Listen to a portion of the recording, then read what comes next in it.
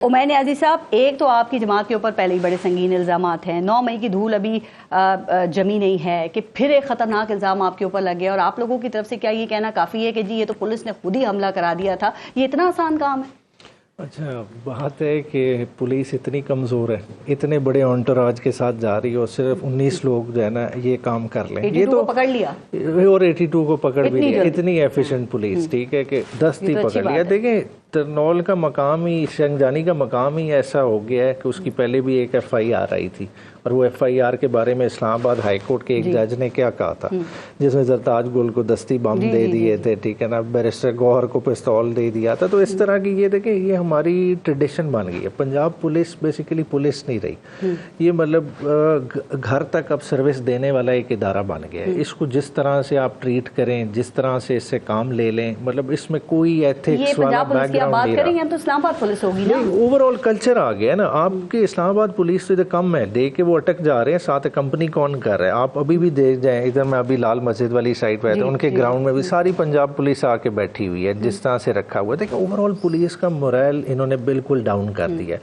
उससे as a professional force रही नहीं है। जब आपके लोग इस तरह से गुजरात से, जेलम से बुला के इधर आप ड्यूटीज लेंगे, उन बेचारों सारा दिन खड़ा रखेंगे, फिर उन्हें कहेंगे जाओ मस्जिदों में सो, तो मतलब क्या कर रहे हैं? वो खुद ही कर देते हैं। देखिए, इस तरह की पुलिस से आप कुछ भी काम ले सकते हैं। खुद ही कर दिया, ये आप इल्जाम ये लगा रहे हैं। देखें इन्होंने तो, और ये कर क्या रहे हैं? देखें, इतनी और हरकत कौन करता है? देखें, अगर जिन्होंने लेके जाना हो, जो आते हैं वो बंदे ले भी जाते हैं, फिर वहाँ बंदे मरते भी हैं। जहाँ आप कहें कि पुलिस आपकी वेल इक्विप्ड है, कोई गाड़ियों की शीशे तोड़ सकता है, किसी की जरूरत है कर सकता है ऐसे, मतलब ये तो बिल्कुल। एक मिनट मान लेते हैं पुलिस ने ये खुद किया, तो आपके जो खैबर पख्तूनख्वा के वजीर बहबूद आबादी का बेटा वहाँ पे क्या कर रहा था, उसको गिरफ्तार किया गया, और ये माजी में भी तो आपके मुल्ज़मान की जमानतें हुई हैं ना, माजी में तो कभी ऐसा वाकया नहीं हुआ। देखें, आप इसको इस पे राय में देखें, आपके इधर का स्टाफ का बंदा गिरफ्तार होता है, जाता है, उसको लेके जाते हैं थाने, लेके पैरवी करने वाले 7 लोग जाएंगे, लोग साथ साथ फॉलो अप करते हैं। अगर आप उन्हें अटक जेल भी लेके जाते हैं, अगले जा रहे होते हैं, किसी की मेडिसिन पहुंचानी होती है, किसी के कपड़े पहुंचाने होते हैं, 100 मसले मसाइल होते हैं, लवाईगीन तो साथ चलते हैं। कोई इस तरह का ये कोई अनहोनी बात नहीं है, बात है एक वाइडर नेट थ्रो करने के लिए की, और इस पे इन्हें खुद हजीमत उठानी पड़ेगी, इतनी मज़क्का खेज है। ठीक, मैं नियाज़ी साहब, इस वक्त जस्टिस काजी फायदीसा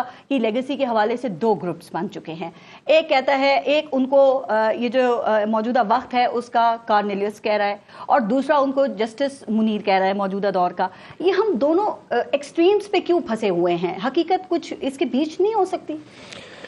देखिए, आपके पास जब एज ए जज आप एक लेगेसी कैरी कर रहे होते हैं, डेफिनेटली आपके फैसले बोल रहे होते हैं, मगर जब आप चीफ जस्टिस पाकिस्तान की पोजीशन में आते हैं तो आपकी कैप्स कुछ बदल जाती हैं। खाली फैसलों के अलावा कुछ आपका एडमिनिस्ट्रेटिव रोल भी आ जाता है, ठीक है। तो एज ए जज जब आप प्यूनी जज थे, आपने 8 लेटर लिखे, ठीक है, जिस वक्त आप वो डिमांड रखते थे, और जब आप आए खुद ही आपने सब चीज़ों को बिल्कुल ही यकसर और तरह से लेना शुरू कर दिया, जिस तरह से फंडामेंटल राइट्स की वायलेशन पे आंखें बंद कर ली। फिर इलेक्शन कमीशन को जिस तरह से अनड्यू प्रोटेक्शन दी कि मतलब फैसला आ जाए और आप इनकरेज करें कि नहीं जी मेजॉरिटी डिसीजन को नहीं मानना, तो मतलब ये चीज़ें फिर सवाल उठाती हैं आप पे। फिर देखें, सहूलतकारी जो ऑल अलॉन्ग, देखिए हर चीज़ की टाइमिंग मैटर करती है, चीज़ें बोलती हैं। अगर आप कहें ना अक्रॉस द बोर्ड, अगर इमरान खान साहब की पटिशन आप नहीं लगाते, चले नहीं लगाई, मगर एंड टाइम पे डिस्क्वालिफिकेशन की आप पटिशन लगाते हैं, किस लिए लगाते हैं?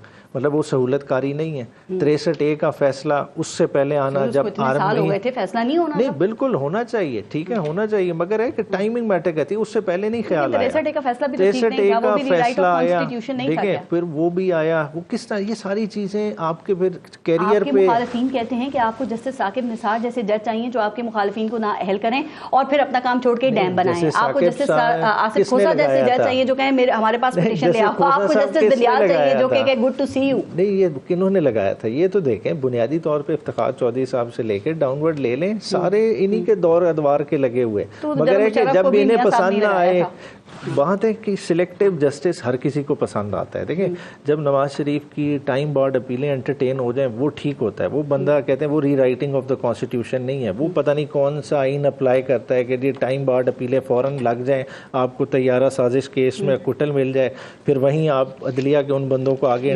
ایڈم گورنمنٹ میں بھی آپ کو قابل قبول ہو وہ کسی کو نہیں نظر سر وہ آتا. حدیبیہ کی نہیں لگی تھی تو اس میں بھی آپ نے اعتراض کیا تھا کہ وہ تو ٹائم بارڈ نہیں تھی. تو حدیبیہ والا دیکھیں, حدیبیہ والے پہ تو آپ نے قدغن لگا دی کہ آپ نے میڈیا پہ ڈسکس بھی نہیں کرنا کبھی کسی فیصلے کے ساتھ ایسی سر ٹائم اسٹرنجنٹ بارڈ تھی نا, شرائط ابھی آپ آئیں. نے خود یہ بات کی نا.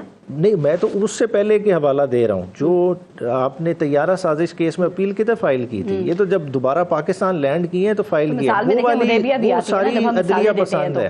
ٹھیک. غیر آئینی کام جسٹس قاضی فائز عیسیٰ نے کیا کیا ہے؟ پی ٹی آئی سے ان کا انتخابی نشان جو لیا گیا اس سے لے کے مخصوص نشستوں کے فیصلے تک غیر آئینی کیا ہے؟ انہوں نے تو آپ کو الیکشن کی تاریخ لے کے دی صدر اور الیکشن کمیشن سے. نہیں نا, یہی تو کہہ رہے ہیں فنڈامنٹل رائٹس کی وائلیشن کیا پورے پاکستان میں کسی کو نہیں نظر آ رہی تھی. آپ ہیڈ ایک بیٹھے ہیں پورے ادارے کے جس نے آئین کو تحفظ دینا ہے. دیکھیں ایگزیکٹو تحفظ نہیں دیتی, آئین کا تحفظ کس نے کرنا ہے؟